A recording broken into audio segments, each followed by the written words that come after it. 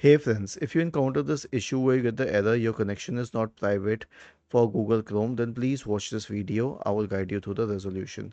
Now here's what you have to do. First of all, you need to right click on the start button and select settings from the menu.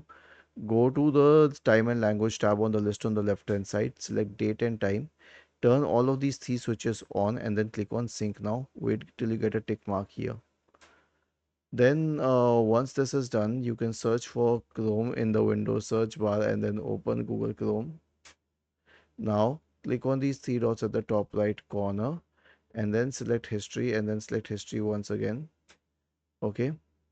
Select delete browsing data. Change the time range to all time and then delete it. Was this helpful?